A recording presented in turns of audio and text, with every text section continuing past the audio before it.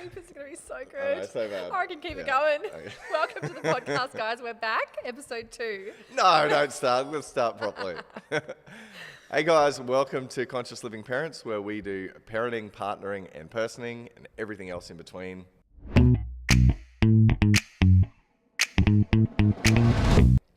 We're excited for episode 2, which is basically going to be a little bit of a recap.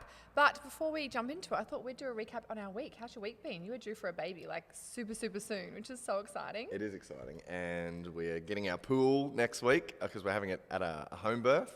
So pretty excited because that's the thing I'm the most nervous about is I really want this pool in here. Yeah. So because I don't know how it works. We've never done it at home. We did it in a birthing suite last time. So I feel like once I've got a pool, I'll be You'll feel feeling prepared. okay. Because babies can literally come, like you're 36 weeks, so anytime now. I'm feeling really grateful at the moment. Like every time I go to bed at night and wake up in the morning, I'm just full of gratitude. It's like Tala has just like lit up something in me that I didn't know was missing. It's so weird, but so beautiful. Like, yeah, I'm just feeling really good at the moment and just loving every single moment I have with my kids, which is so nice. So good. And it's cool because I love my work and I love my kids, obviously. Like even yesterday coming to work, I was like, oh, I don't want to leave my kids because Taj is home from school, but I love work as well. Yeah. Like I'm just loving everything in life. So I'm in a really good vibe, but let's get started. Okay, significant lessons, yeah. So Get into it. Dr. Shefali was epic. I had so many God. takeaways, so we have to prioritise. I know, Let's just one. Do you want to start? I'll start. Number one takeaway you had. Okay, number one takeaway. Obviously, there was so many takeaways, but the main one that I got was to look beneath the symptom. So when Taj is my little boy, he's 7, nearly 7, when he has an outburst or big emotions or a big tantrum, instead of focusing on that tantrum and on those big feelings, go beneath it and ask myself, what is he actually craving? And in the episode, you would notice when I spoke about him having these big outbursts at bedtime every night, I would think, logically or just unconsciously, like, oh, God, just go to bed. You've been doing this for so many years, but you're being naughty or whatever in my head. And now when he does it, I'm like, wow, I remember the podcast with Shefali. What does he actually want? He wants connection. And last night it happened. I got frustrated. I told him to go brush his teeth. Steve was at tennis and he was like, oh, I'm scared to go down the hallway. And reactively, I was like, oh, babe, you're okay. It's just down the hallway. The lights were on. And I thought for a moment, actually, what is he needing? He doesn't want to be alone. And there's so many times that I don't want to go to the shops alone. I want Steve to come grocery shopping with me. Or maybe I don't want to go to the gym alone. Yeah, for whatever reason, he didn't want to go to the bathroom alone. And here I am just trying to push him to go. And then I was like, actually, it's 2 minutes out of my time. Go brush his teeth with them. And it was cool to like, I've got that awareness now. And I slipped and I was like, oh, caught myself. Okay, now I can take action in a more positive way.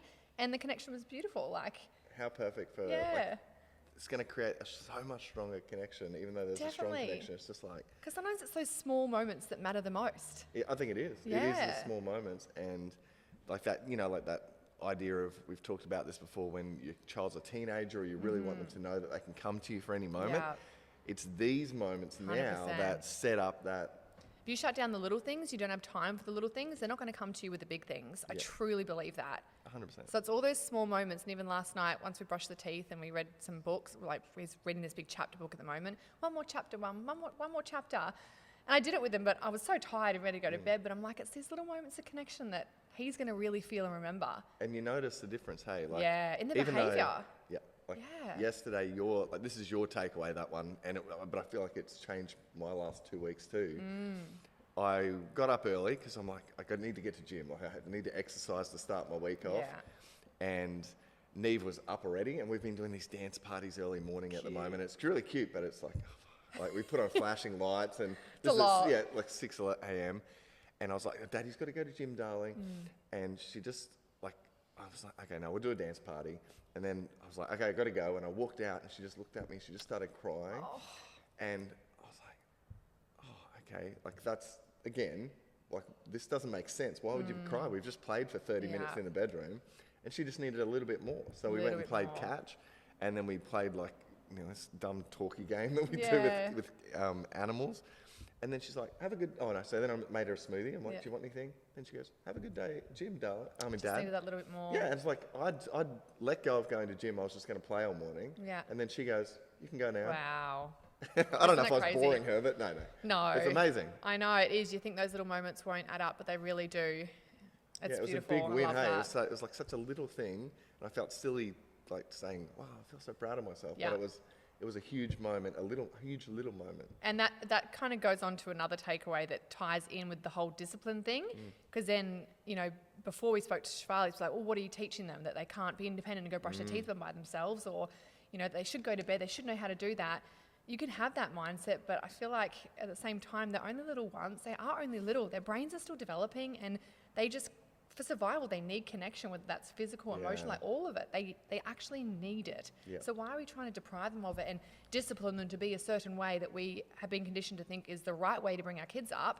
They want connection. Like, we want connection. Every adults, we need connection, 100%. It's a horrible parenting model, and it's wrong. It is. I think it's wrong. Yeah, of course. We always speak from our personal own opinions, and there's no judgment here either. But it's even the same thing, like, with timeouts or putting your kid in a room when they cry. Like, I personally, that doesn't feel right for me. No. I wouldn't put Steve in a room by himself when he's crying. I would go and comfort him and find out what's wrong and talk to him and be present and like hold space for him. Why would I shove my kid in the room and be like, deal with it on your own? Like, your emotions are too big for me right now. You're not, they then think I'm not loved when I'm upset. So they then suppress it. I'm loved if I'm calm If and I'm perfect. calm, good, perfect, 100%. So that was my main big takeaway that I just think is life-changing. Yeah. And that last little thing that you said, that is such a common trait or belief that so many adults you see, and it creates so much disease in the body, like that. I'm not worthy unless I'm silent. And it's like, okay, what's around your throat? It's like thyroid issues. There's so much shit. Oh my gosh, there's so many layers to it. Hey, there's the self-worth when we work with women is just like 99% of people that we work with. And it comes, and that little lesson could be the difference. 100%. And I don't judge my parents, or I don't know what your mum did. I don't judge them for it because they did the best that they could with the tools that they knew. They didn't have podcasts and coaches and all the things that we have at our fingertips, but we can do better, and then we can do better for our kids, and imagine the next generation of kids. 100%. How cool, all these cycles we're breaking. It feels so good. And hopefully not cycles we're creating in the I'm sure we're social stuffing them media in and some all these way. other things. Anyway. In some way. What was your takeaway? My biggest takeaway was in the smacking of a child, and like in saying that, I don't believe in smacking children or people. I've never had a fight in my life outside of a sports field. The most Had a lot on the sports field, but I seem to get red line fever or white line fever, or whatever they say. But I felt like I did a great job, and if you listen to the podcast, I really went through it. Neve's never heard me raise my voice, so it was all calm. Even when I slacked her, I looked her in the eye, and I'm like I got to the end where I'm like, I can't do any more, darling. I don't want to have to do this, but if you don't put your arms back in, Daddy's going to give you a smack. And I held her hand, and then I went whack, and then her little eyes cried, and then I pulled her out of her seat, and we just cuddled on the side of the road for ages. So I felt like I did a good job, but the two things I learnt were, one, communication is incredible in how you tell someone about how they're doing something wrong, because Shefali didn't say, that doesn't work, it's terrible. She goes, sounds like you did a lot of things right, but you just got a little bit impatient at the end. Yeah. And when she said that, I'm like, I'm not an impatient person. Yeah. And I did. I just was like, okay, it's time to wrap it up now. You're on the side of the road trying to get to the location, wherever you're going. What do I have in my tool bag that can quicken this up? And it may have only needed another little minute of what I was doing, and just compassion but boundary compassion. And I was like, okay. And then she said, and you were like the same, it's just in your toolbox. Take it out. And I've just felt like in this last week, it's just not going to be in my toolbox. It's not part of what I will do moving forward. So good. And it was so powerful. It's like, that's a life changer. So good.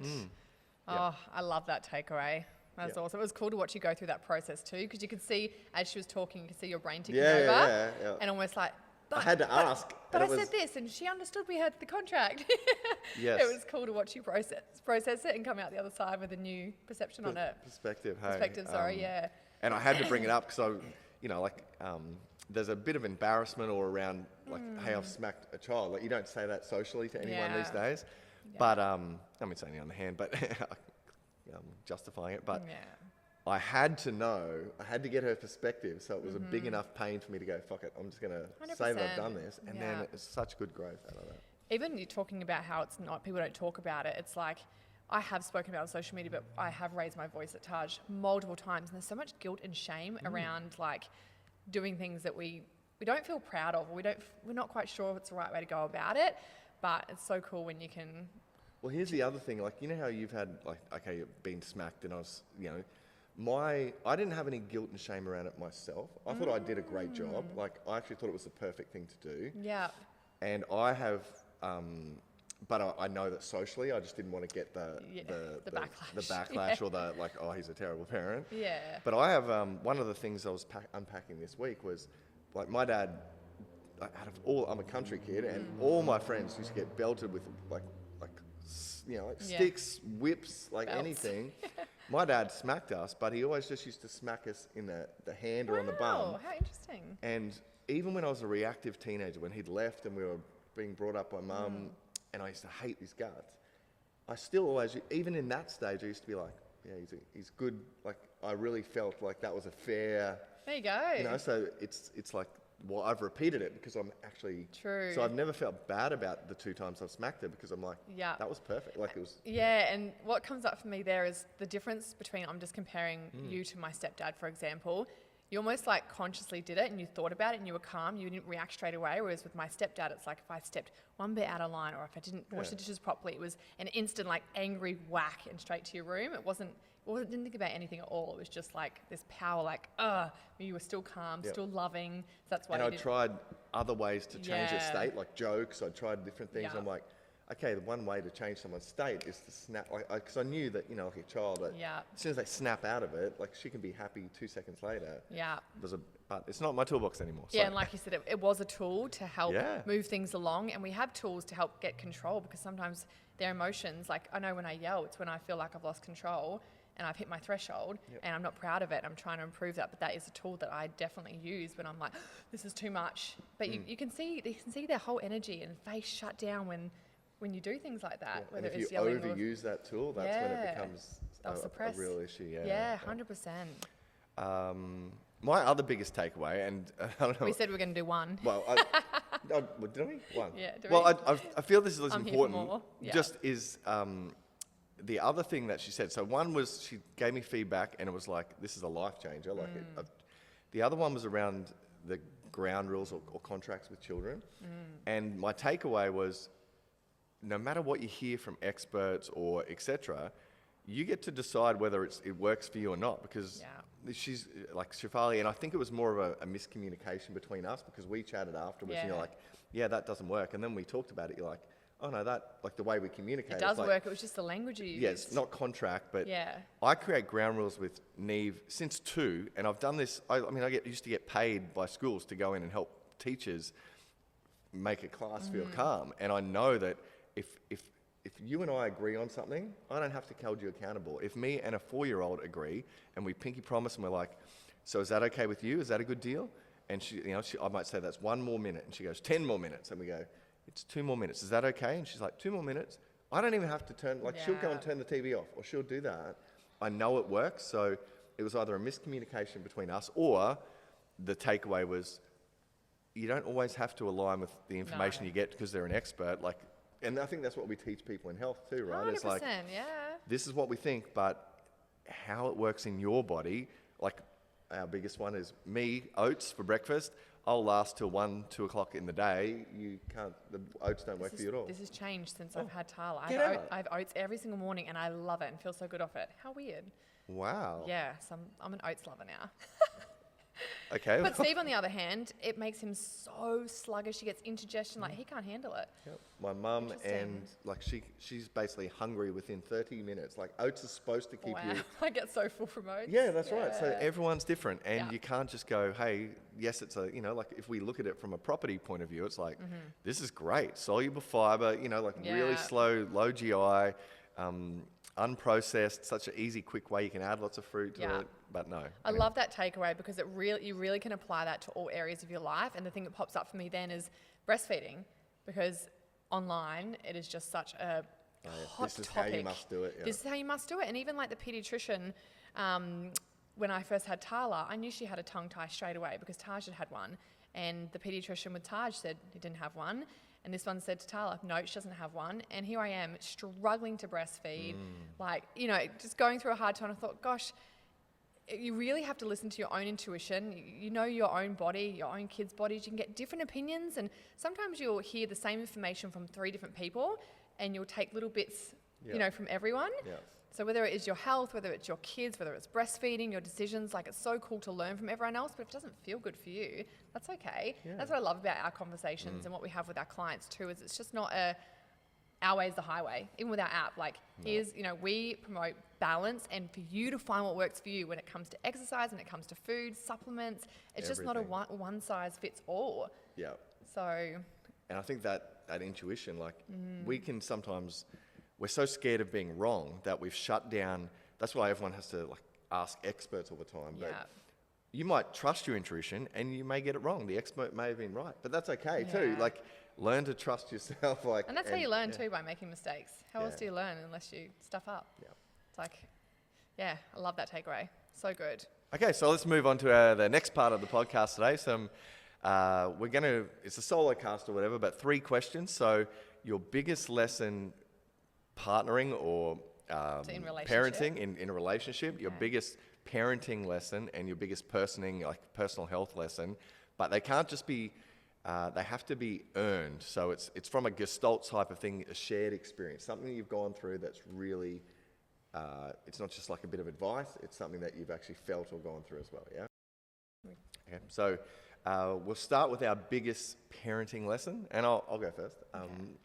Mine is, I'm so big on values and aligning with values, and it's so important. And I think it's crazy this is my biggest parenting lesson, but having Neve and my very first Father's Day was the first time I realized that my values had ever changed in life. And it was not an automatic thing. I mean, it was an automatic thing. I didn't have to go, okay, now you focus on family. It was like, at that stage, something happened where all of a sudden life showed me that my family and being a dad was now the most important thing. And I didn't, from that moment on, I didn't have to schedule family time, partner time. It just become your priority. It all of a sudden, for my whole life since I've started working with people, it's been helping other people improve their health. And I've wrecked relationships over that. I'd be like, someone would call me at 7 o'clock at night about to have dinner, and I'd be like, okay, I've got to take this call, and disconnect with my ex-partner or whatever. And that was something that I'd always have to put time with Clara in a diary. Like, it was like number 3 on my list. And then all of a sudden, so my biggest parenting lesson was just how, and this is for everyone, but how powerful it is to change. I didn't consciously change a thing, but my whole life changed. And I remember in that first Father's Day, I actually I had 3 just grateful, teary moments, 2 in the shower, 1 in the toilet, where I was just sobbing out of happiness, but also out of this awareness that, like, wow, I've changed. This is obviously fucking important to me because it's changed me. So parenthood it definitely changes you in so many ways. In so many incredible ways. Yeah. But my lesson was I'd never actually seen my values change. I'd read about it in books. I'd seen that, hey, that can change and what happens, and I know how important values are. But for it to go, it's changed, and now you're changed immediately. No habit modification, no like working on things and growth or anything. Just you're now a different person. That's so crazy. Cool. Yeah. My biggest parenting lesson would be just how important our healing journey is. I feel like I've always wanted to grow and unpack my childhood and heal for myself, but I feel like anything I haven't healed then carries on. It's like I pass it on to Taj. And even back to the yelling, like, it's something I'm still working on, but just I find anything that isn't quite unpacked and I've moved through and released it from my body, I feel like I will pass through to my kids. So it's just like the biggest motivation to keep going. But yeah. And also that they're, like you said it last week, but they're our biggest teachers and they highlight our triggers. So it's like a mirror right in front of you. And it's so amazing because you're like, if your child annoys you, or if anyone in life annoys you, really, it's like, thank you. You've just given me insight into improving myself. And if I can take that on now, like it means you mean nothing in this equation. Yeah. Really, it's okay. Wow, I've got still an issue where I don't like this about myself, or 100%. I won't see that. It's like when you judge on other people, it's like you're actually judging yourself. Yeah. They always say, like, say if there's you're at a party and a girl walks in and she's got her cleavage out and she's sexual and feminine, if you get triggered, like, oh, she's so XYZ. It's like, well, maybe you're suppressing all of that you would like to be. And she's that, and it highlights that you feel uncomfortable with that because you haven't and you might not want to be that. that, but something in her is showing you something that you're disowning. 100%. So just how important the healing journey is, not only for myself, of course, but that's so for true. my children. I feel that one. I feel that 100%. Yeah. Okay, cool. The next one is our biggest relationship lesson, and I'll go first here as well because I'm clear on this one. And it's not that good, really, but it's in regards to, I don't think a lot of people have this issue, but I had the issue, and it's probably around what I just talked about, and I can't remember, I feel like I learnt this lesson with you, but the lesson when we learnt it, it finally clicked after a million people telling me. I remember an old PT client, Neville, told me, he's like, you're going to lose that girl, and I'm like, whatever, like half a day is fine, and the lesson is, quantity time can't be replaced by quality time. So quality time's important, but from your most important relationships time, there is a certain amount of quantity that can't be replaced. You need to put in the time. 100%. And sometimes quantity time is even more important than quality time. Just being there, not doing anything incredible, not having a deep conversation, just being there. And my whole adult life, I've always been trying to hack health, hack things, make things faster, do things easier. And it was the hardest, longest lesson for me to go, you know what? You can't fucking hack quantity time in a relationship. And since I finally learnt that, I can't remember which course we did. It's been a late lesson, but the PT guy's like, half a day with your partner? And I'm like, that's fine. Like, she's lucky to get that. Like, lucky gal. This old dude, right? And if you listen to old people, sometimes you should get the best lessons, but previously, I'm getting better at it, but I've always been that person that has to learn through the big lesson. I'm getting better at it now, but I like where I can listen to someone and go, okay, I'm going to take that on. Well, another reason, as a parent, I've listened to lots of dads and businessmen and seen their tears in this business group of mine where they're regretting not spending time with their kids, and it's their biggest regret.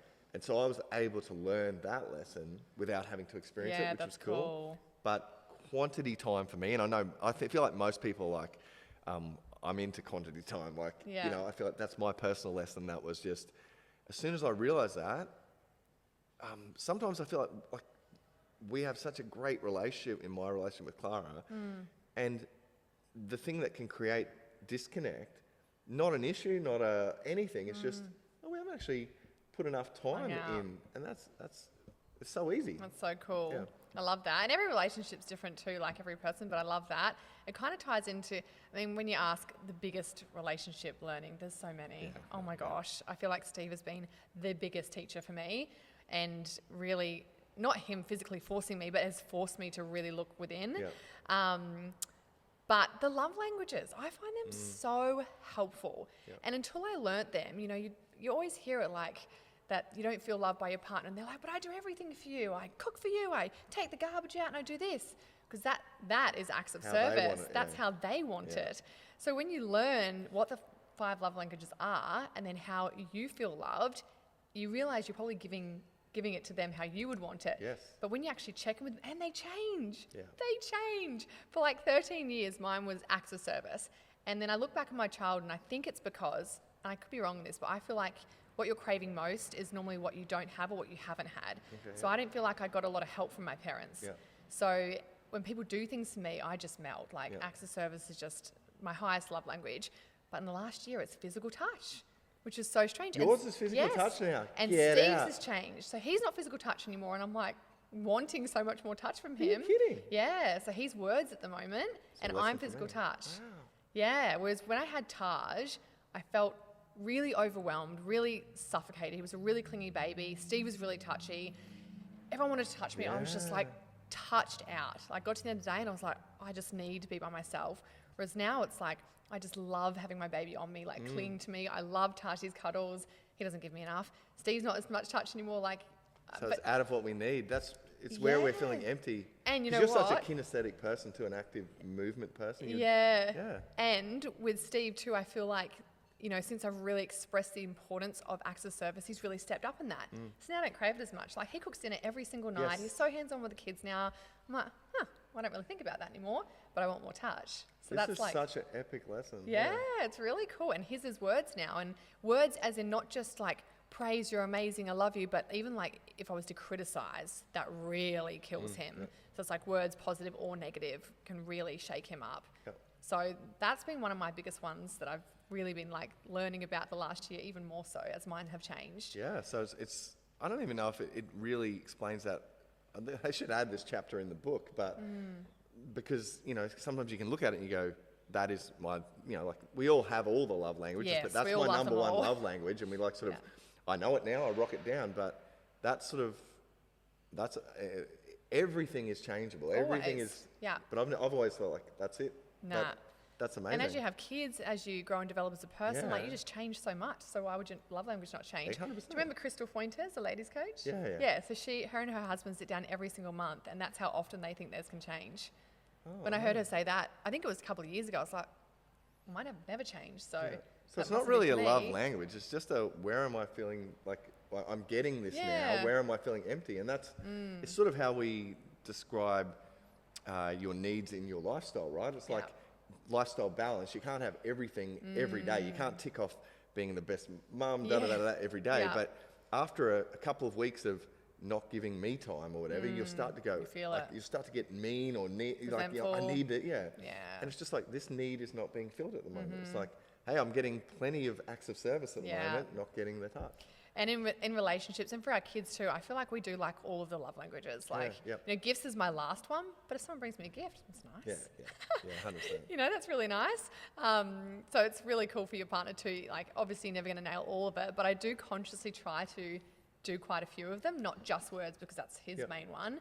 Like, I still know he loves to be touched and cuddle, and he loves surprises. Like, who doesn't? Yep. So just more awareness around it, and just to check in if it has changed for you. Yeah. And if you've never even looked into it, read the book. Yeah. Do the test online and really think about what makes you feel so loved. Is it when people talk to you nicely and praise you? Is it when they buy you flowers and gifts? Is it quality time? Like, yeah, really learn about that. It's super valuable. It is. And And your even friends. the act of doing something, right? Even the act of thinking about how would this person like to Yeah. receive love, or Yeah. that's beautiful in itself. That's enough Yeah. in itself just to go, oh, I'm looking at it from their side of things. Definitely. And you can use this in, like, you know, we have a couple of staff members too, and I'm very in tune with what makes them feel Yeah. good. And you have to trial things to see how they respond and react. Yeah. And both Sarah and Ash are massive words girls. Like, they just definitely words. I don't- appreciation, praise, and it's so awesome to be able to make them feel appreciated and loved for what Yeah. they do and who they are, and your friends as well. I can pick my friends' love languages like so easy. Yeah. And it's cool because it makes them feel loved. And why And do it you not creates want? a better relationship. Yeah. deeper Why do you not relationship. want the people around you to feel love from you? Yeah. So cool. It's true. Yeah. Okay, that's relationships. So last one, biggest life lesson in personing. So the word personing, I don't even think it's a real word. It's just a P word that works fits with partnering, but and parenting. But it means personal health, mindset for yourself. So like as a parent, and I guess we really associate being parents, we are also partners, and we're also our own person, which is really important. So And I important. sort of feel like I may know what yours is going to be around that, but anyway, let's see how we go. You go first. Me, okay. Mine is, and I think I've explained this a million times for anyone, but it's that self-acceptance is the counterintuitive key to self-growth. Like, it's more, I've said this a billion I times. feel like I and- need a minute to process that. Say it again. well, you'll understand it well. Self-acceptance is the counterintuitive key to self-growth. Ooh, So, note that down, guys. That's cool. So continually growing and improving and ticking things off, that makes, I see it, if this square is like we go along and this is growth and we get we improve, but as we learn something more about ourselves and we accept it, we go up and then we go up, and so Raising your baseline, Yep, leveling and up. so the key is to be up in this top corner, not down the bottom, because you can be super successful, but super miserable, super unhappy, super uncalm. And I learned that so early in my naturopathy. I was working as a homeopath, and I was the most self-critical. I mean, I thought at that time that nobody else used to pick on themselves. No one else used to hate themselves. I used to Really? walk around. Well, this was years ago. This is like Yeah. 2005, and no one talked about anything. Yeah, true. And I'd always think if everyone else is, that person's perfect, or they're so awesome, or they're, and people would come in to see me, and they'd walk in the door, and I'd be like, fuck, I don't know how I'm going to help that person. That they look like they're successful. I had some celebrities in, and then they would just tell me these stories where they also were hating on themselves, or they would just, I can't tell my partner, no one can know about this. But they'd come to see me as a homeopath because they'd seen every other expert and they were just like, I'm desperate. So they would, instead of just telling you a little bit about what happens, and that's what clients normally do, they tell you what they think they want you to know, but not everything. As a homeopath, they just go, fuck it, I need to say everything. And after, I don't know, 100 or so of those, I was just like, the worst thing that's killing us, because once I'd noticed that when they would start to love a little bit, and when we work, I was good at helping them to initially work through and help themselves, still horrible at myself. But after I learnt that lesson, it was like, it's the number one thing we need to work on, or I need to work on, and all these clients needed to work on, is if we can just accept a little bit of ourselves. And then I was noticing that their immune systems were improving. They were getting sick less often. Their stress level, they were happier. And I'm like, it's all connected. And this is why I've become so connected with the mind and the body. The subconscious mind and your body, they're not even slightly separate. They are the exact same thing. And if you are feeling it, if you're not processing an emotion here, your body will be able to do it for you, and it will hold it, or it will whatever. And so you're basically learn to humanize yourself as well, because you're not perfect, you're not a robot. Yeah, and so that change for me was learning through others, but then going, one was, hey, you're okay, because everyone does this. Everyone feels the same. And then it was like, okay, now stop trying to always improve yourself. Start trying to love yourself more. And I love that. Yeah, it changed my life, and it's definitely changed my whole career, I think. Oh, and definitely, because you now can teach everyone else that as well. Really cool. And I feel like I love learning from people that have gone through things and they've got a story to tell. It's what I most connect with. So that's really cool. I love that you can tell that story. Oh, so many. Did you think mine was going to be balance? I thought yours might have been, I thought it might have been the cup thing, because we were talking about that. Gosh, there's so many things. Fill your I own love cup that first. story when you say me, whatever, but you can do it you like. Okay, let's go with that one. You can have two. There was like 3 that popped up. Yeah. But we'll go with that one. So filling your own cup up so the overflow to people around you, I just think is so important. It's something I learned from a coach that I have, Taylor, and he describes it as I, we, and all. So I is yourself. And if you're not filling up your own cup, I just love that analogy. Hey, literally, it's the best. Fill it up. It overflows to your we, which is my family. So Steve, Taj, Tala, close friends, and then all is your community. I was doing it the opposite for years. It was like work, so my community, and then it was like bit of Steve, and I had nothing left for myself. And no wonder I felt so miserable and anxious and tired and burnt out all the time. And I still cop hate on it from social media for filling my own cup up, whether I book a massage, whether I go for a walk by myself, get called a part-time mum, all that stuff. But I'm such a strong believer in it, because I know when I take time out for myself, when I go to the gym, when I get a massage, whatever it is that makes me feel good, I just come back such a happier, calmer, fresher energy. I'm more fun with my kids. I don't yell. It's so important, but we just need to break the stigma that it is selfish to take care of yourself. It is not selfish to do self-care, however that looks and feels to you. Yeah. But filling your own cup up every single day, even if it's just small moments, whether it's waking up 5 minutes earlier, or if you do have an hour and a half, whatever you need to do, it is so important to keep that cup full. And you will notice when that starts to get empty, you get more snappy at your partner, you don't prioritize them, you get resentful, you blame them, you might get more triggered. Same with your kids. And then your work as well. Everything gets affected if you're not filled up. Yeah, and I think the important thing in that lesson too is a lot of people go, okay, I've booked a massage. It's one massage. You can't be in stress mode, red line mode for 2 weeks, 3 weeks, then go, oh, here's an hour. Now get back straight back into it. You've had your little time. You've got to do lots of little things 100% consistently. My experience in that lesson is, again, when my total number one value was helping people improve their health. The community, the we, or that used to feel me, but doing it that way, it never triggered on, and so I had really weak, not strong relationships. Intra-relationships, yeah. And just with friends as well. It's I have no time for you guys. So your work was going so well. Well, this is giving me so much, but empty, and so it's once I changed it round, I realized I get it from work, I get it from here, but I also have time, so I was thinking that's all I needed, and it was giving me everything, but it wasn't. I was hard. I was not. Is that because complete. we're conditioned to think that once you're successful in work, that you'll be happy and successful? Well, it wasn't about success. It was like when you make someone.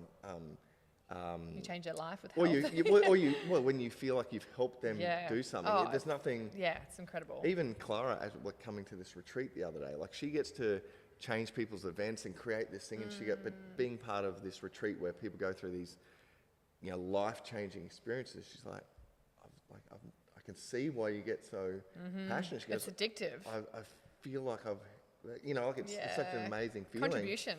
But it's important that my lesson was, that's not all, because what's the most important thing to me? My relationships. And it's like, well, if I don't look after me first, then that was a lesson in the Neve thing this week. I know I need to start the week moving. Yes. I get up super early to do it. And so that was where it's like, I need to get out of this door. But then it's like, no, you're up above. Yeah. And it's so cool when you look at it. And it's always changing too, like the whole getting to the gym thing. That's what I've been navigating this last 3 months with having Tala, because she's 3 months old. And for like not too long, I caught myself pretty quickly, but I was like so attached to my old routine. I got up before everyone else. I'd meditate. I'd do 5 minutes breath work on YouTube, this little thing I downloaded. I'd go for a walk, come back. I'd go to the gym. Like I had my morning routine for me that was like 2 or 3 hours. Yeah. That was my morning. And now it's like kids. And I was hanging on to the old routine, but then I stopped and I was like, why am I fighting this? I freaking love my mornings with my kids. I love these slow starts. I'm laying in bed, breastfeeding, Taj comes in. Like, it's beautiful. Why am I fighting against it? I need to find a new routine. And like, now I train in the middle of the day, or, I went last week with Sarah and Ash, we went at nighttime. Like, it's just figuring out this new routine, but I was so attached to how it used to be. Flexibility is key, hey? Isn't it? Yeah. But still, the point of that was I still, instead of attaching to my old routine and saying, oh, it's too hard, which I said for a moment. Which you could have easily done, right? Yeah. It's like, I've got 2 kids now. They're my priority now. Victim, there's no time for me. And if you decided to do that, you're getting a lot out of that. 100%. But I was like, how can I still fill my cup up? Where are these times? Even my walks. I was like, I miss doing my walks. And I only just realized this last week. Tala has a sleep at 4 o'clock every single day. It's just like a 45-minute nap before bed. And I said to Steve, you're home. I'm going to go for my walk in the afternoons now. I don't have to be a morning person walk. I would love to still do a morning walk. It does start my day nice. But I just want to get in the fresh air. I just want to move my body, put a podcast on and have that moment to myself. So I've been doing that now and it's awesome. Still getting it in. I still get to fill my own cup up each day. And he would have went, excellent. I like it when you come back from that walk. Yes. Instead of fighting against each other, hey, if we can communicate well. 100%. And each partner, if one person's getting all their me time and one person isn't, it gets mean and whatever. 100%. But if you can look and help each other, your partner's like, go for it. Hey, hold on. Do you need to go for that walk today? And talking about relationships too, which obviously we value so much, it's important to make sure that your partner's filling their cup up as well. And I can notice when Steve doesn't play golf or go train or do the things he loves, he's not as happy. I want him to be happy. Because I had a comment actually, we'll wrap this up soon, I had a comment because Steve played golf on the weekend and one girl was just like, why do you let him play golf when you've got 2 kids? Really? I was like, well, 1, I'm not his mum. 2, yes, like let him, I'm not his mum. But 2, yes, I'd love him home on the Sunday. And of course I'd way rather him be with us selfishly, but it does fill him up. I want him to still go do those things because there's things that I want to do to fill my cup up as well. And knowing he's going to golf, he'd be more present leading up to that moment and more present when he comes back. Happy. Grateful, he'd be willing to, 100%. So lots of cool There's takeaways. A balance, right? 100%, Awesome chat. Yeah, I loved it. I hope you guys love this little recap. Me and Levi always have like on the phone or before our live chats in the app, we always talk. I'm like, damn, I wish this was recorded. This could help so many people. So that's why I wanted to do these little recaps so we can have a chat and you can hear our conversations because there's always so many good takeaways. And it's kind of like highlighting everything, breaking it down. Yeah, it's sort of doing what we like. You're my favorite person to talk with parenting anyway. Like we do it every week. All the now time. we can just record it. And you guys can benefit from it. So let us know in the show notes if you've enjoyed it, and we'll be doing this after each episode, having a little recap. Amazing. So cool. Okay, we'll see you again next week with a new expert. Oh, this one's a good one. This one's a really good one. Yeah. So good. Can't wait. Bye.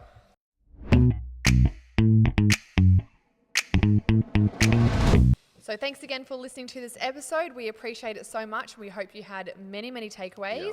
If you did enjoy this, we would really, really appreciate it if you follow our show so you don't miss any of our episodes.